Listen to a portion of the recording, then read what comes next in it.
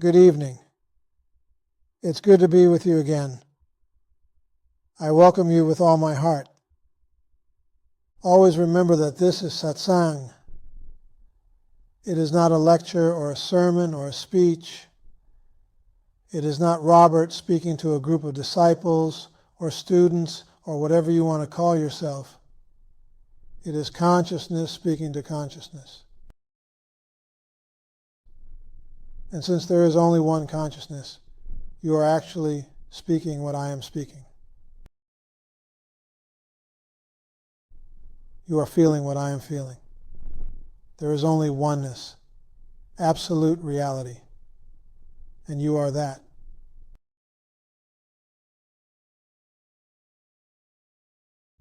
Try to remember this. There is consciousness.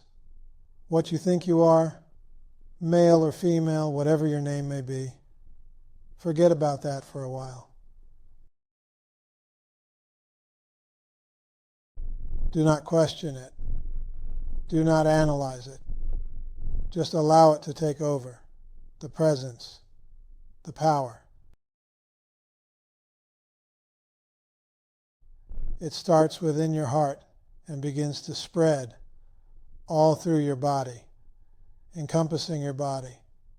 Your body merges with it, and it continues to spread until all of us in this room have become it.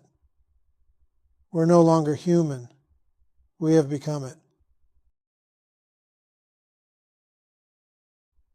It keeps on expanding and expanding until the entire world is it.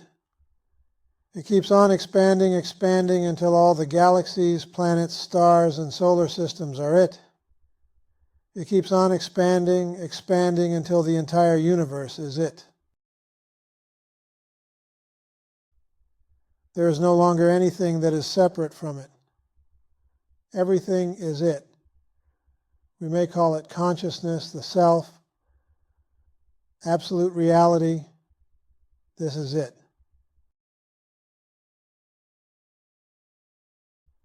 This is your real nature. What are you feeling? Try to let go of all your emotions, your preconceived ideas, all of your dogmatic beliefs, all about your body or about others. Allow your mind to remain empty. Feel that I am it, pure awareness. I have always been it. There never was a time when I was not it.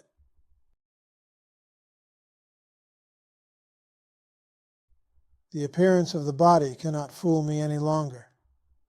The world and all its manifestations cannot fool me any longer.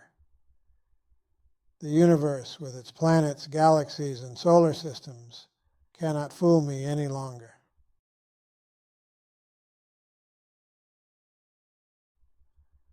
I can see through these things to the source. I can feel the source because I am the source. I have always been the source. There never was a time when I was not.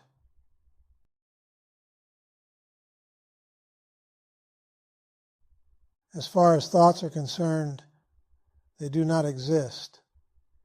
They can no longer bother me or make my life miserable. As far as others are concerned, there are no others.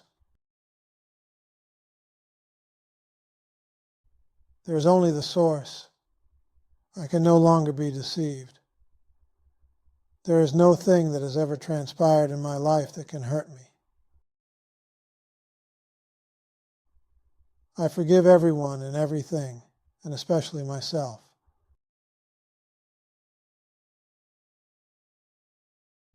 I am the power and the presence and the glory.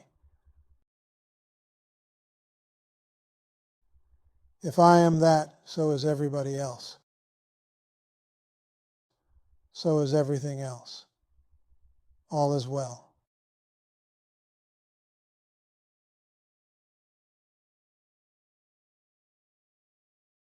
When you take a true picture of yourself, when you look at yourself, when you get up in the morning and you sort of become the witness to all of your actions, you will notice that you revolve around three words: I, me, and mine.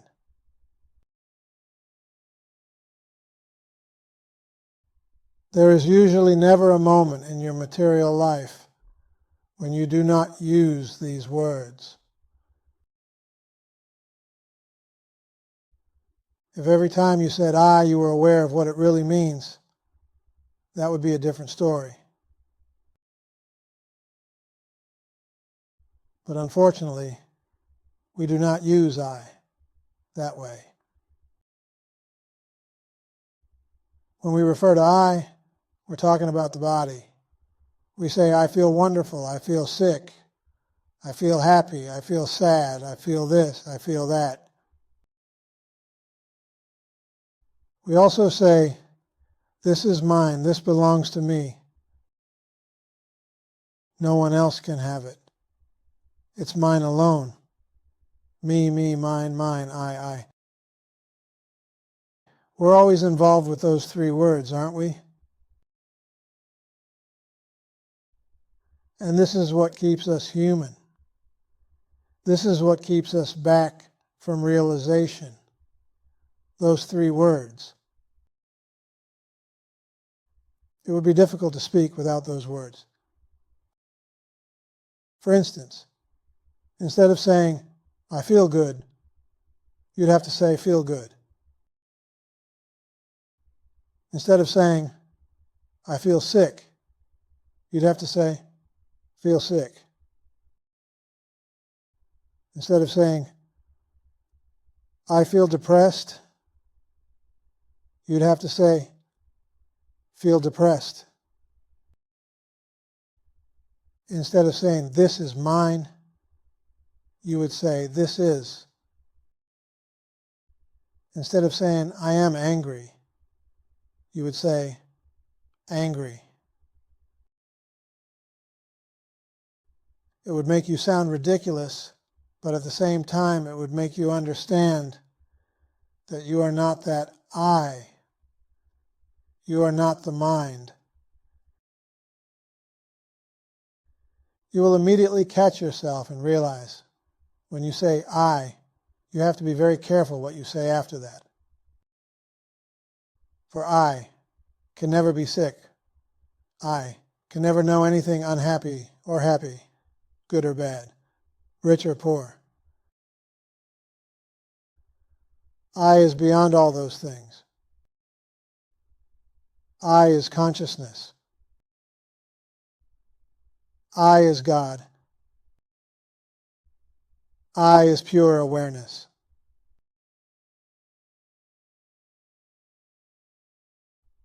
Imagine, if you will, that whenever you said I, you realized truly what this I means to you.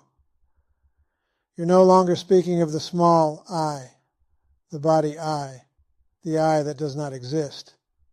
You're speaking of God.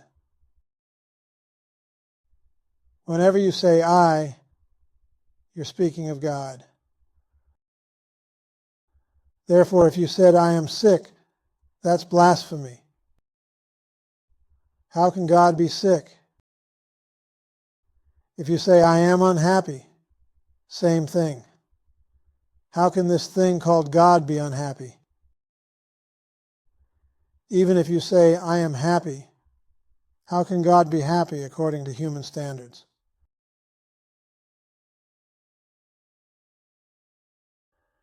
As you begin to realize what this I really means, you'll automatically be lifted up to a higher state of consciousness. Just by realizing continuously what I really means. Yet you have to do this every day. You have to catch yourself every moment. Think how many times today you use the term I and what you said after that. Think how many times today you said the word me and mine as if you were an individual, as if anything can belong to you personally, as if you really own anything, and you have to protect it and take care of it as if it is yours. Everything belongs to God. Everything is God. It is true that you appear to be using it, but never for a second believe that it belongs to you. This is why, when people realize this truth, it's so easy for them to share.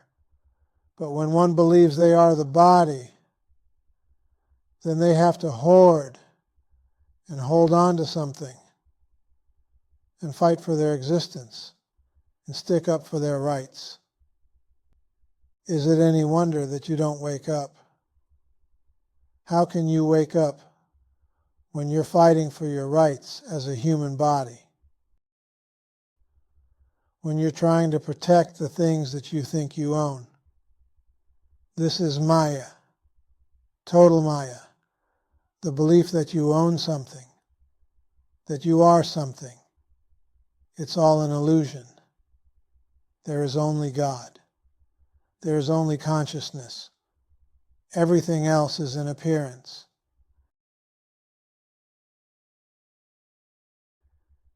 Enjoy the world if you can, but do not allow the world to be your master. Do not allow the world to tell you how things are. Do not allow the news or the newspaper or the way of the world to confound you and confuse you, and to make you sad or angry or upset you. After all, it's the same as seeing a movie. You look at the movie and you see all kinds of dastardly things going on. But then you catch yourself and you say, it's only a movie. It's not the truth. And so it is with life. You observe everything that's going on in life. You watch, you look, you see, yet you never react. You're never for or against. You understand, and this makes you free. What we call Maya is very powerful, and so it appears. It grabs you in its clutches and makes you believe that things are happening in this world, and makes you believe that things are moving, changing. That's the picture it shows you. There are very few people who can go through a day without being affected by Maya. Think about yourself. Just today, how have you been affected by Maya? Believing something about your body, or about somebody else, or about a situation in your life, or about the world, or about the universe, and feeling it. That's Maya.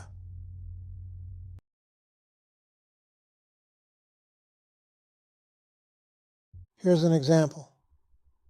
I've told this story before. One day, Buddha and his chief disciple, Narada, were walking along a country road. Buddha was discussing Maya. He explained that the trees, the river, the mountains, the beauty, all of the bugs and the mosquitoes, animals, it's all Maya. And Narada said, "But Master, how can this be? It sounds virtually impossible. I can grab the tree, I can grab your arm. I'm stung by a mosquito. I feel this thing, there's a bump on my arm. How can this all be illusion? I don't understand."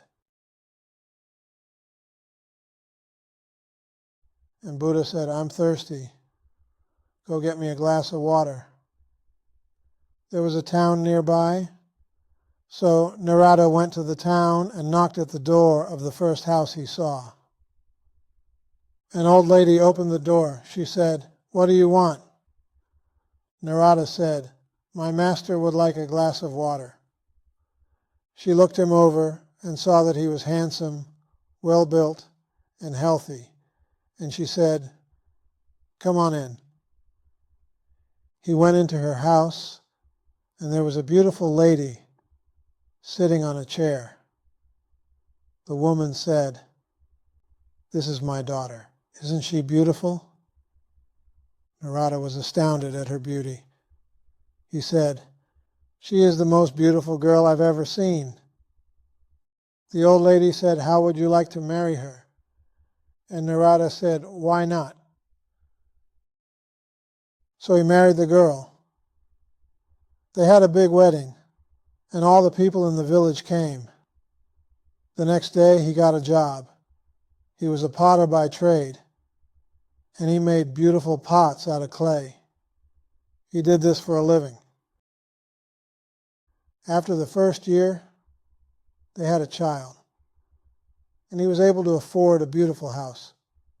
He had a mortgage payment, had to pay taxes, so he had to work harder and hire people to help him. He had employees. He had to pay them salaries, take out taxes, workers' compensation, everything else. Then after 2 years passed, another child. He was completely enmeshed in family life. Some days were good, some days were bad. A couple more years went by. 3 years, 4 years, 5 years.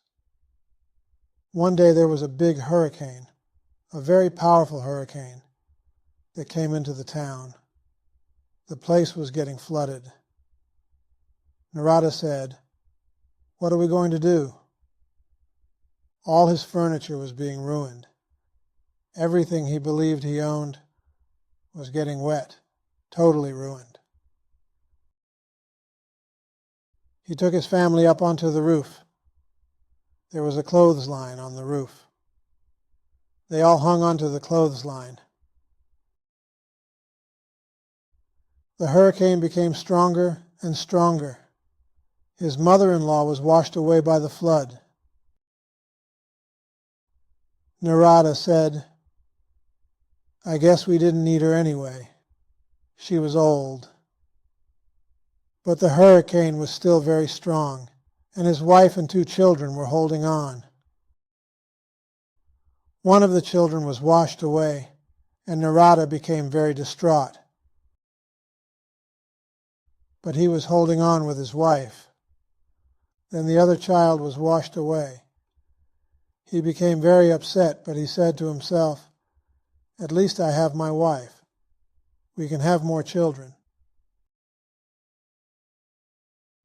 Then his wife was washed away, and he said, "What happened to my family? They're all gone. Everything I worked for is all gone. Everything I strive for is all gone. I'm going to end it all. Commit suicide." So he let go of the rope.